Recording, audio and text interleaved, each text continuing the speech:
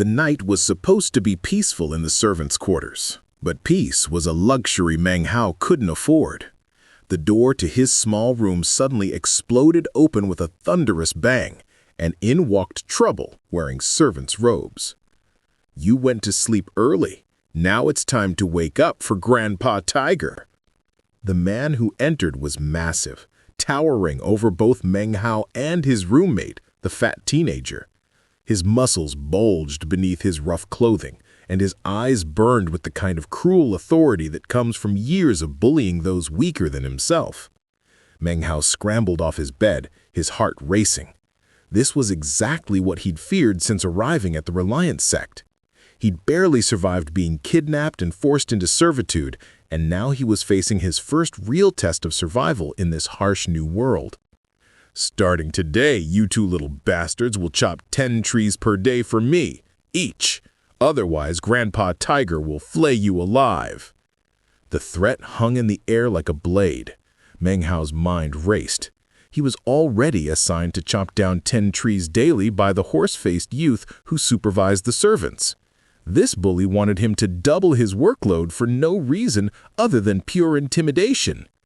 "Greetings, Grandpa Tiger," Meng Hao said carefully, trying to keep his voice steady.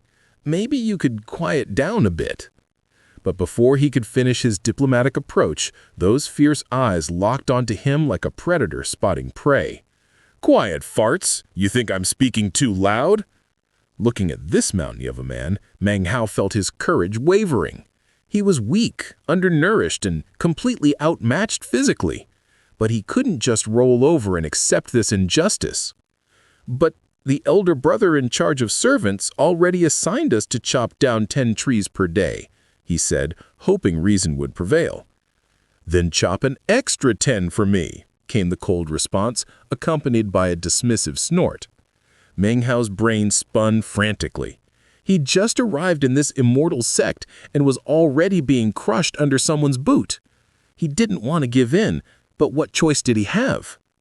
Then his eyes fell on the wooden table, and he noticed something crucial: deep bite marks scarring the surface. Suddenly, he remembered the fat teenager's incredible strength during his sleepwalking episodes. A flash of inspiration struck him like lightning. "Fatty!" Meng Hao suddenly yelled at his sleeping roommate. "Someone's stealing your mento and your girl!"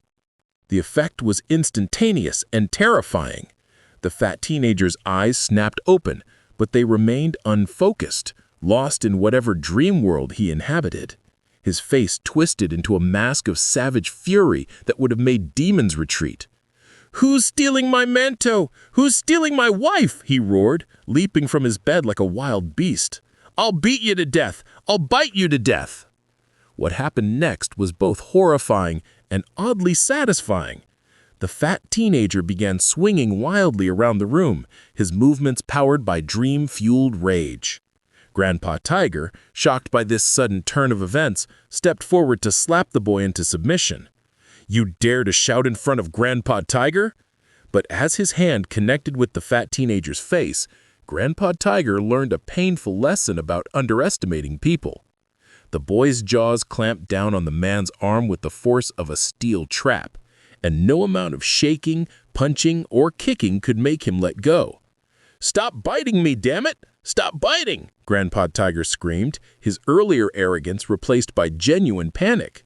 This was not just a servant, but a human-shaped nightmare with teeth like razors.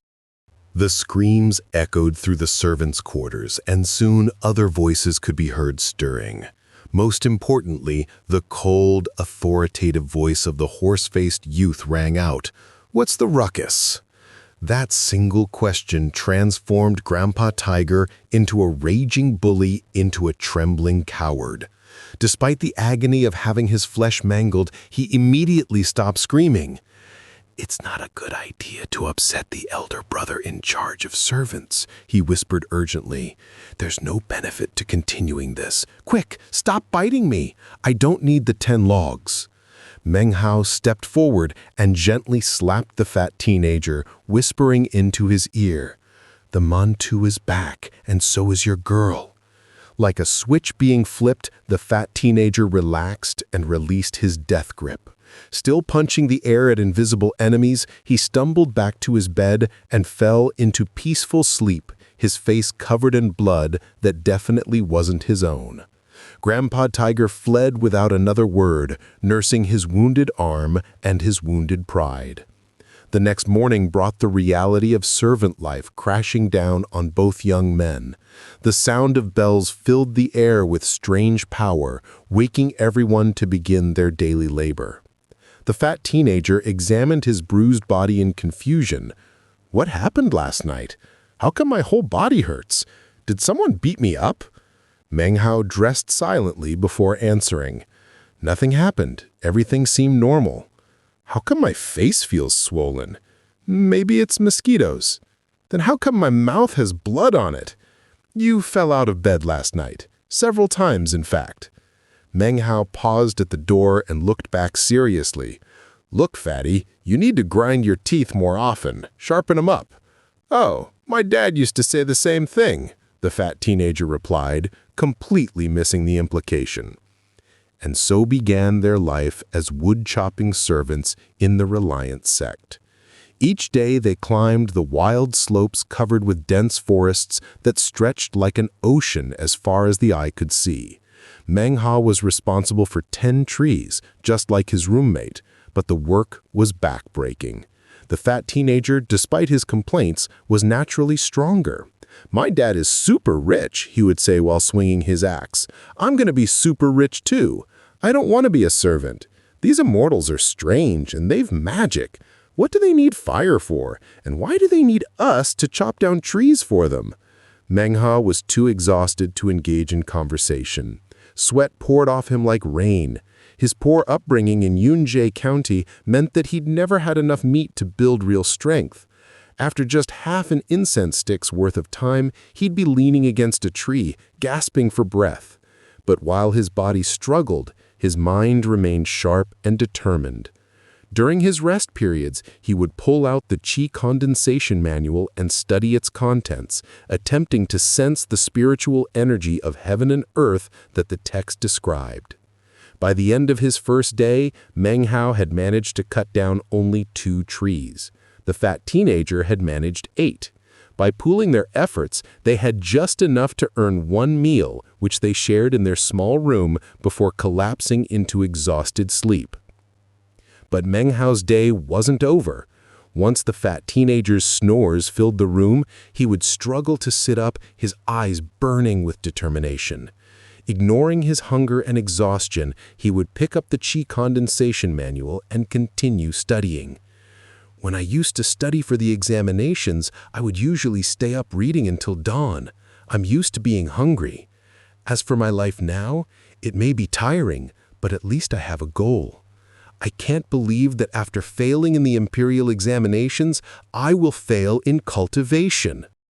Night after night, he pushed himself to the limit.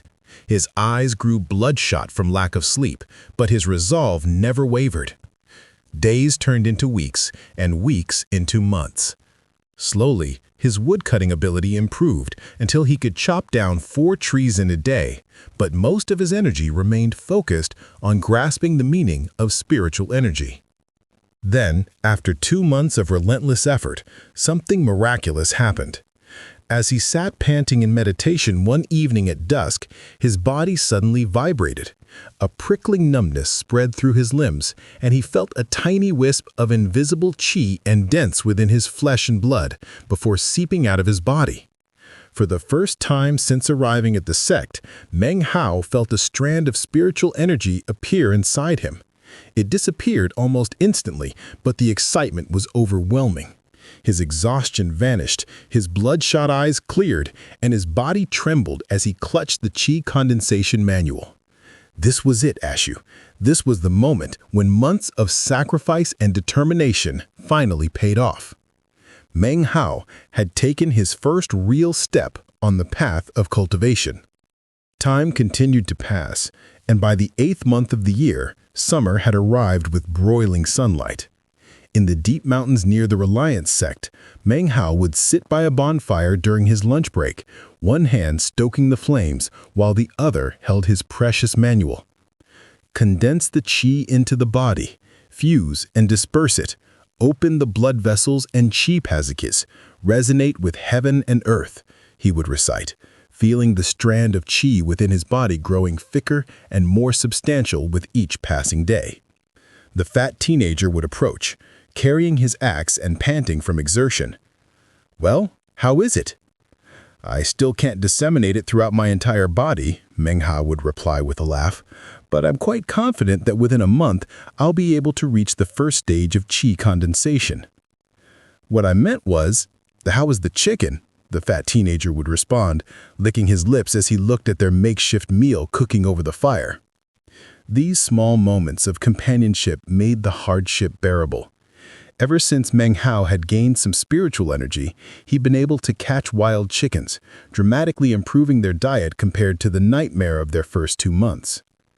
6 more days flew by, and then came the night that would change everything. The fat teenager was already asleep when Meng Hao sat cross-legged in their room, meditating as he had every night for the past 4 months. He thought about his journey, about the strand of qi that had first appeared 2 months ago, about all the sacrifice and determination that had brought him to this moment. He breathed deeply, closing his eyes and causing the strand of spiritual energy to circulate throughout his body. Then a loud sound reverberated in his head. Up until now, he had been unable to disperse the qi throughout his entire body, but just now he had succeeded, diffusing the qi to every corner of his being. He felt as if his body were floating. Meng Hao had achieved the first level of qi condensation. At that exact moment, the horse-faced young man sitting on his stone outside slowly opened his eyes.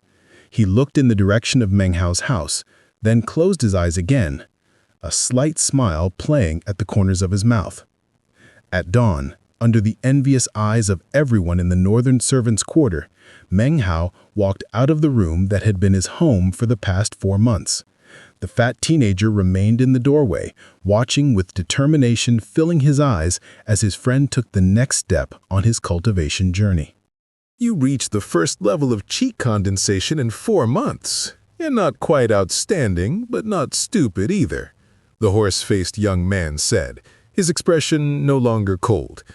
"Now that you are going to the outer sect, I must explain to you the rules there. Every month, spirit stones and medicinal pills will be distributed there, but it is not prohibited to take things by force from others or to gang up. There is a public area there that some people call the killing zone. You will need to look out for yourself." He lifted his right hand and a jade slip shot out, hovering in front of Meng Hao. "Imbue spiritual energy into that jade slip, and it will lead you to the treasure pavilion in the outer sect. That is where you will register your promotion." Meng Hao clasped his fist in salute, glanced one last time at the fat teenager, and followed the glowing jade slip away from the servants' quarters toward his new life in the outer sect. The Reliant sect was comprised of 4 main mountains, with servants living halfway up each peak, while the outer sect occupied the flat area between them all. This unusual arrangement was a rule created by the mysterious patriarch Reliance for reasons known only to him. As Meng Hao approached the outer sect, the roiling fog that surrounded it disappeared, revealing carved balustrades, marble steps, lofty buildings, and roads paved with green stone. Outer sect disciples in green robes bustled about, and some shot him contemptuous glances that reminded him of the horse-faced youth's warnings about the killing zone. At the black, jade-like treasure pavilion, a shrewd-looking middle-aged man emerged and caught the jade slip from the air. "Meng Hao has been promoted to the outer sect. He shall be bestowed with a house, a green robe, a spirit tablet, and a bag of holding."